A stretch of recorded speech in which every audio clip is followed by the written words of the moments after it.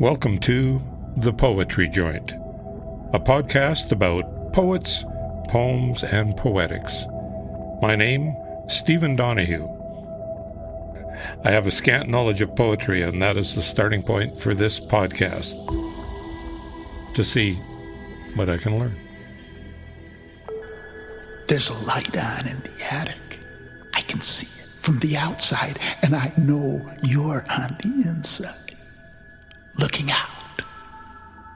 Exploring good poetry, bad poetry, sonnets, couplets, ballads, rhyme, no rhyme, grand verse, silly verse, concrete poetry, liquid poetry, words with meaning, words without meaning, old poets, young poets, radical poets, ancient poets, contemporary poets, confessional poets. Angel-headed hipsters, burning for the ancient heavenly connection to the starry dynamo in the machinery of night. The Poetry Joint. Hang out. See where we go. I went to school with her. She was so beautiful. She was very athletic. And I worshipped her from afar. I wrote her so many poems from a distance. And it wasn't until years later when I ran into her in a gay bar and I found out that she was a lesbian. But that was okay. We still had a great time. We danced around. Well, anyway, I lost touch with her over the years. So I saw on the news she had chopped up her lover into little pieces and put her in a garbage bag and stored her in the garage. I'm glad it wasn't me. That's all I can think. Glad it wasn't me. But I was in love with a lesbian axe murderer. That was the bit piece titled The Voices from a CD titled Voices by T. Crane, 2002. We'll get to more of that CD later. First, a style of poetry or genre of poetry we haven't dealt with before.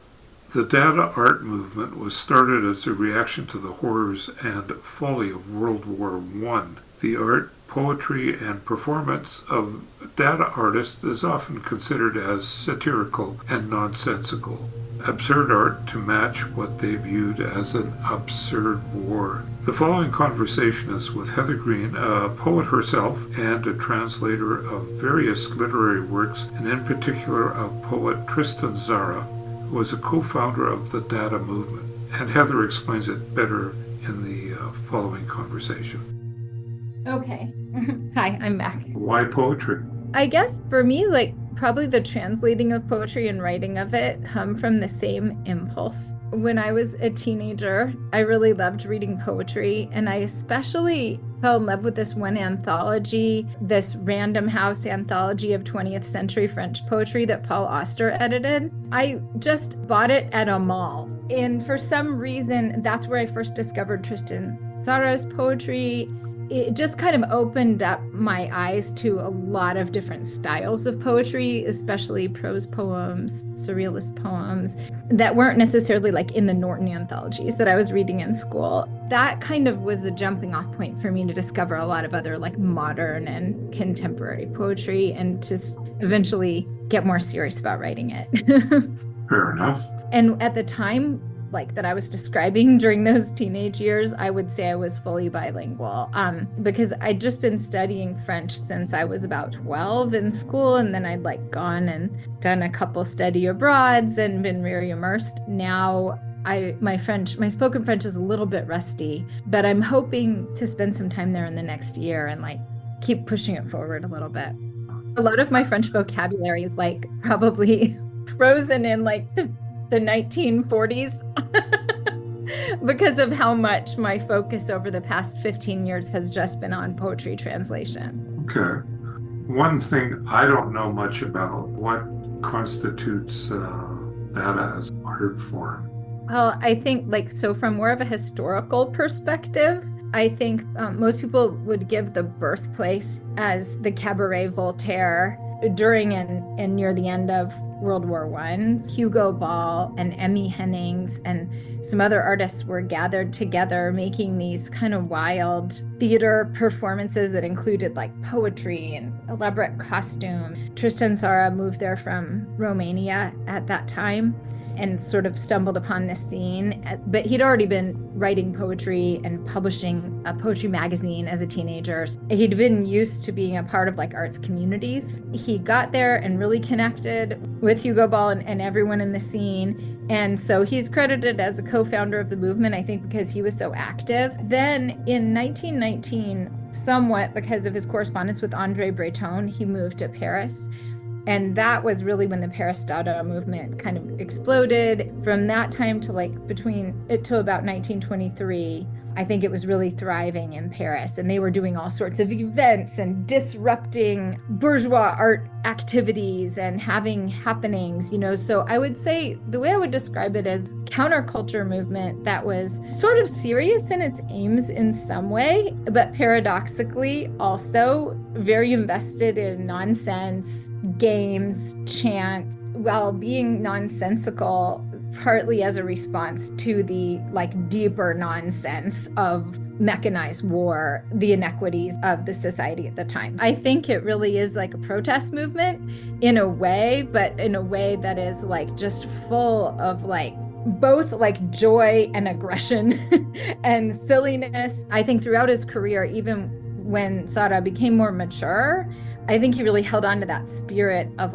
paradox and of wanting to find ways other than the rational to make poetry.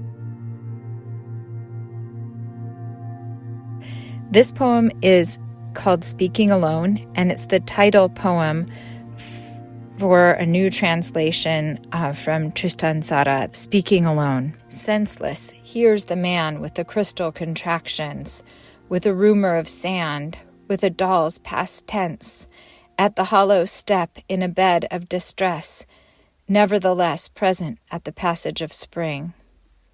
Man, as long as he passes his stop, is wall of heavy shoulders.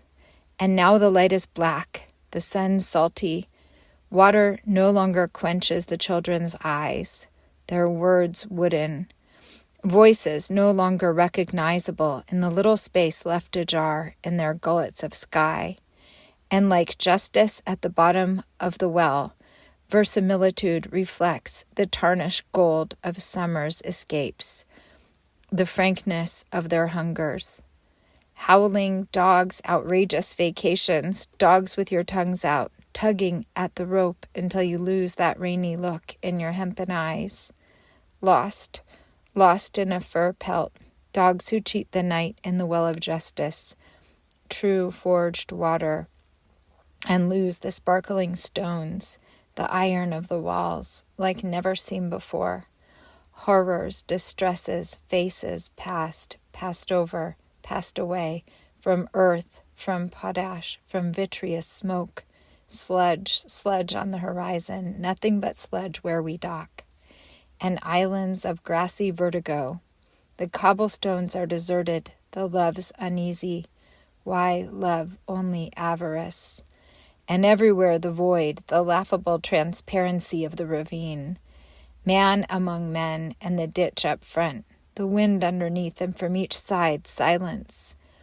You entered the dwelling place of dead tenderness alive, and in each step you recognized yourself as an enticing answer. The world hasn't changed from ash for you, nor has anguish crucified itself. A little loss, a little gain, it's always the weight of window panes bearing down on your dark forehead. But you're lucid in these hours that look like you, walking among your footsteps, which the scales tally through the starry years on the tree of pain. Confined in the horizon of voices, no wall can resist your warm memory. Faced with the broken voice, rats can run between your legs. The fine grass has yet to escape your call. With an invisible noise on the mouth and fingers, you came out alive. I always assume with poetry there's underlying meanings when poets use a certain word. Maybe means what the word means, but at some other level as well. Is that fair to say is the difficult part of translating? Yeah, I think sometimes just being able to get the literal image very clearly can really help bringing forth the underlying metaphorical layers. There are certain things that are a more European vocabulary that, like, from a US based person, like, for example, in Tzara's work, walls like just get mentioned a lot. I definitely think a lot of times they're metaphorically, but we don't really have like walled cities or cities where you are encountering, like, you're just walking along and there are walls next to you, you know, like maybe if you were living in more of like a medieval city. Right, yeah. And so realizing that, like, oh, that's just something that you would just encounter more in day-to-day life, that not necessarily just the walls of the building you're in, but like if you're in Rome, you're just constantly noticing all these walls, like these beautiful, imposing walls. Figure out like what kind of walls those are, what they might look like, the feeling of them, transfer that over. Yeah. Just try to get back maybe a little bit to your poetry. Do you have a muse? For some people, it's work, and if the flow comes through them, then they write their poetry. How does your poetry get inspired? Wow. I think I used to be more of that show up at 9 person. For some reason right now I have a lot of like backlog of notes. I was very inspired about a year or two ago, and I really like dumped out like 40 pages of notes kind of in one brief period about a few different things that I wanted to write about. One of them is 2 plane crashes that my father was in when I was little, and he survived both of them, but they were like very influential on our lives at the time. But like putting that in relation somehow to like working on translation and into the notion of like how days are just like repetition until they're not, until there's like a rupture or a pause. The last couple of years, all I've done is when I can find time or make time, just digging back into all of that material and trying to kind of like create something that's more shaped and more fully realized out of all that. I think just for family reasons, and ever since the pandemic, I feel like I've just been constantly like behind on everything. So I haven't been just reading and taking quiet time and like letting things bubble up as much as I would like or would normally do. So I've really just been working in that mode of like going back to the notes. Like, I have a theory that for anyone who's really engaged in poetry, just like once in a while, you are just going to suddenly get like a whole poem and just write it down. Like it just appears to you. Like 95% of the time, I have the theory that you just have to kind of like make it happen, just yeoman like. Okay, this is one of my own poems that's about translation. So it's called Translating Hamlet into a Tissue of Clouds, and it starts with an epigraph from Hamlet. King Claudius, how is it that the clouds still hang on you? Hamlet, not so, my lord, I am too much in the sun. A Hamlet may appear to be working with one hand tied behind his back. He has one hand outstretched to the void. He's not getting it back. Tristan Tzara was obsessed with Hamlet as a teenager and translated part of it into Romanian, later adapting parts of it into his play, Mouchoir de Nuage. I am in the time of my life when I can't crack the spine of a book without seeing the word Hamlet. In other words, I lost my father. In other words, I see the future as a cloud. I hear the ghost as he intones, remember me. If there was time to turn around, I might. The best performance of Hamlet I've seen was a, quote, reverse gender college production. It was there, in Nebraska, in the chalky black amphitheater, that I discovered Ophelia's size. Her weight can be measured in cotton balls, or a tissue of clouds. She absorbs water. The title of Tzara's play, Mouchoir de Nuage, is normally translated as Handkerchief of Clouds. Legend has it Tzara and Nancy Cunard each wrote one word on a slip of paper, agreeing that the combination of the two would make the name. I prefer Tissue of Clouds, but it's not quite right, making too much sense of a random combination, as the word mouchoir does not connote the anatomical or botanical tissue, does not point to the in-between quality of the clouds as a cushion between ourselves and the sky. If Ophelia wears white, and hands out flowers. This is not quite written into the text. This trace of past performances, which can influence new productions, is known as a barnacle on the play. Hamlet is full of nested repetitions. Who's there? Who died? And of course, another play. Grief, in which we know the play is made when Shakespeare lost his son Hamnet, is a repetitive act. It moves in waves, makes the sound a seashell makes.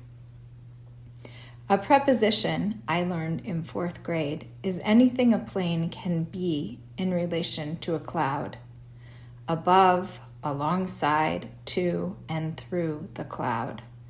My father, that same year, retired from flying after a brutal plane crash in Micronesia. He was grounded, stuck under the clouds with us. When Hamlet points out a cloud like a whale, Polonius repeats, very like a whale. The cloud an echo of a whale, Polonius an echo of Hamlet. My husband doesn't enjoy Hamlet. He finds it self-indulgent. For me, despite its misogyny, there were times it was the one book. I had a dream many years ago. In the final scene of Hamlet, Laertes and Hamlet drop their swords, and in the center of the court have slow, ceremonial sex. In this dream, I felt the death at the end of the play is all about union. And Shakespeare didn't just translate Hamnet to Hamlet, but may have drawn on the Saxon story of Amluthi or Amluth as a kind of mad or holy fool when he invented the revenge tragedy. My father's father died from drink, a poison in the mouth instead of the ear, and his mother married it.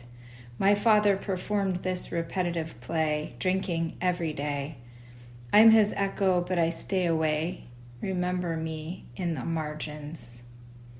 Hamlet and Tzara are creatures of doubt and find in nonsense a liberating game. The cloud looks like a ghost like a cloud. Both could be depicted with cotton balls, a ghost like a could, or perhaps a stone-cold cloud of ghost asking for vengeance. Remember me, an invitation to violence. If all poems are about poetry, then a cloud poem would also be about poetry. To strip the prepositional distance, the poem is a cloud, crystalline, multidimensional, commonplace, real, but ineffable, at least in part. Sought by dreamers, it must have a certain buoyancy or lift. Handkerchief of Clouds employs what Stephen Forster calls Tzara's linguistic signature, the X of Y construction. The of is an arrow pointing this way and that, making connections, sometimes plausible, sometimes stretching the limits of the imagination. Gertrude Stein writes, prepositions can live one long life being really nothing, but absolutely nothing but mistaken, and that makes them irritating if you feel that way about mistakes. But she likes prepositions best of all. When grieving, it's good to ask, which way do the arrows point?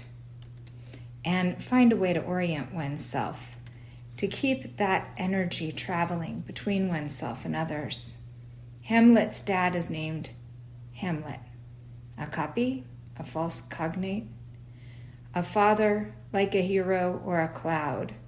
Through my father, by my father, within my father, after my father. He asked, who can I trust? He asked, where are the car keys? Then he fell out of bed.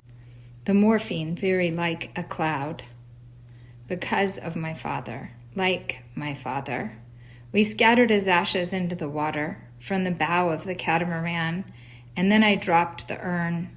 It splashed my legs a little bit and sank diagonally and fast, ashes blooming up in the water to form an enormous cloud.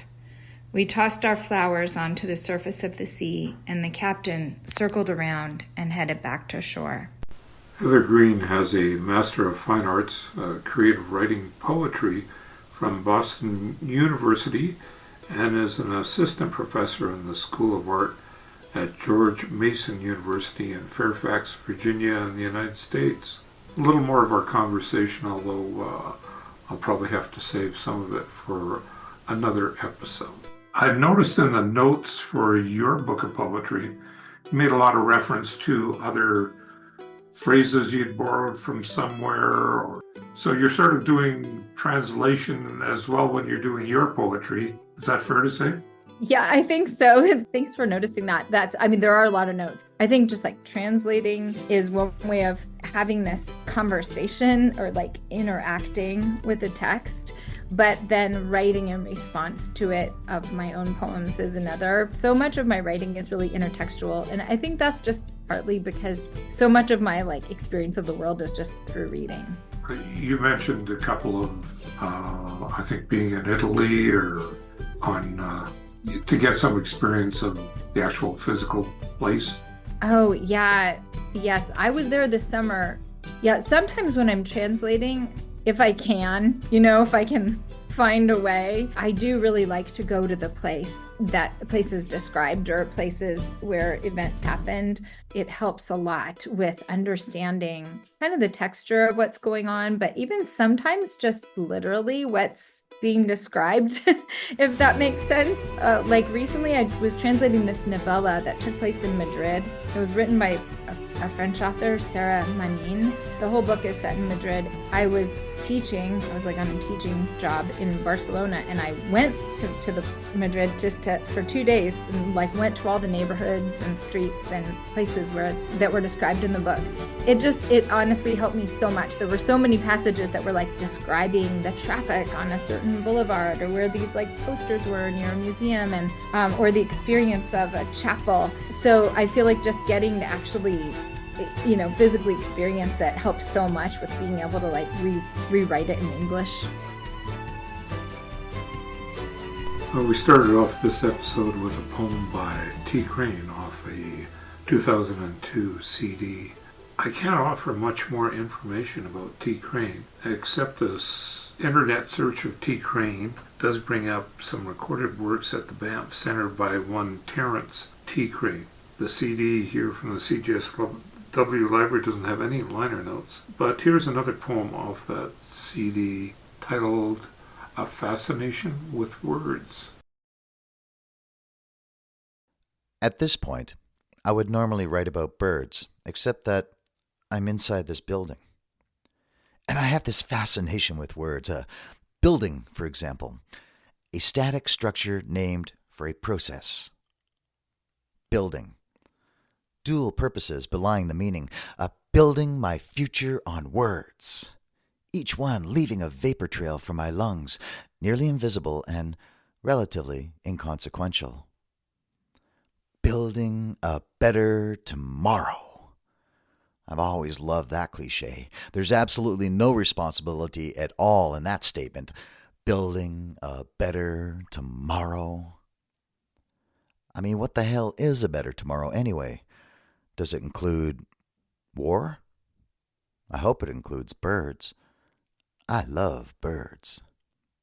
And normally at this point I would say something about birds, except that I'm trying to be serious, and birds are so delicious in their whimsical existences. To me, a better tomorrow does include birds, so long as they don't crap on my balcony. But anyway, the point here is the twists we give phrases, the oxymoronic subtleties of language, like America the Beautiful, or Friendly Fire.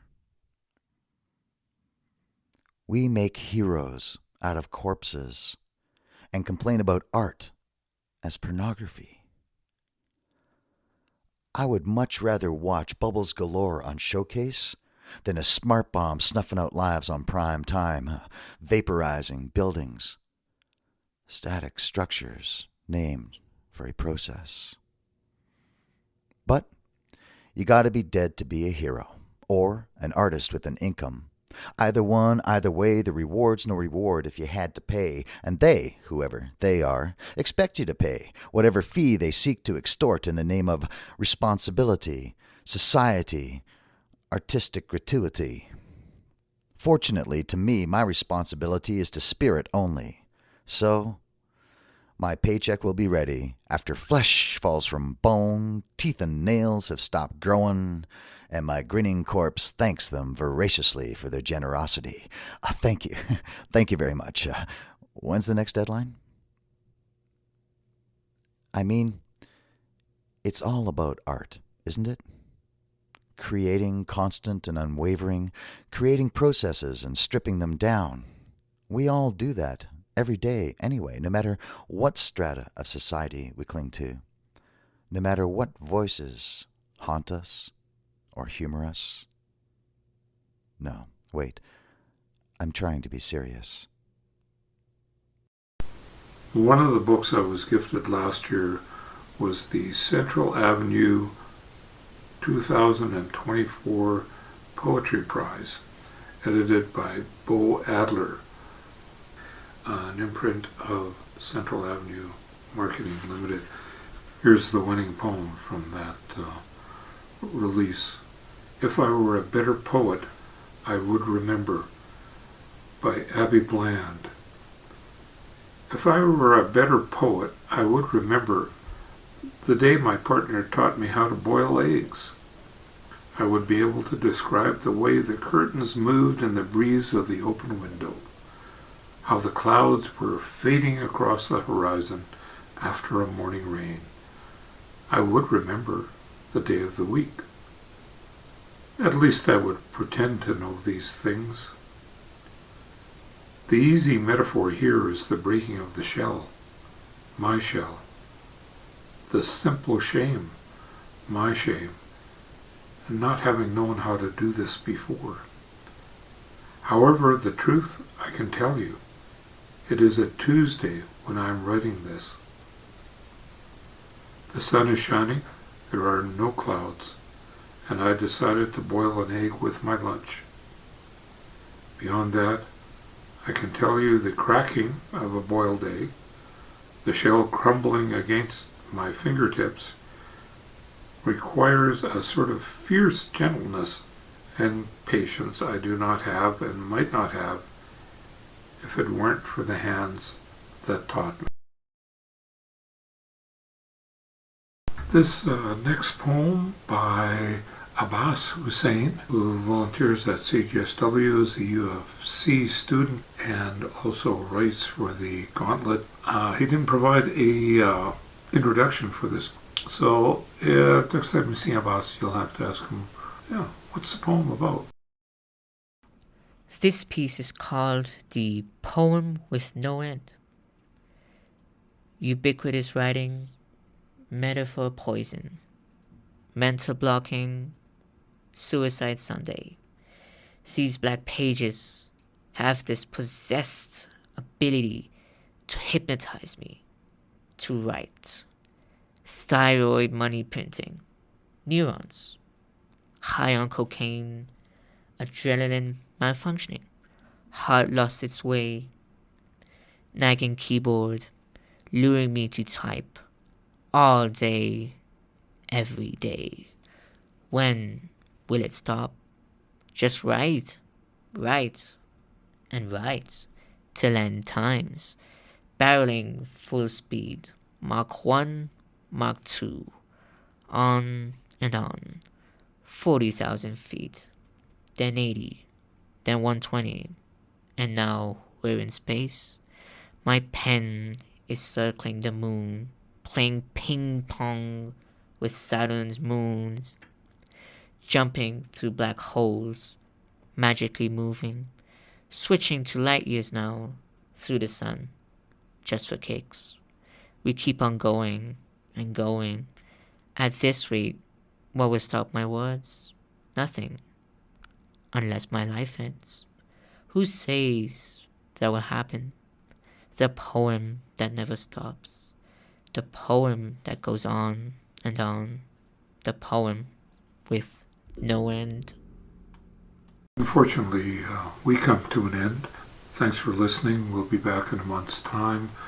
Thank you to T. Crane, to Heather Green, to Abby Bland, and Abbas for their contributions to tonight's episode. Now, normally, I would take the time to say something about anatomy here, but, well, I think I've almost said enough already.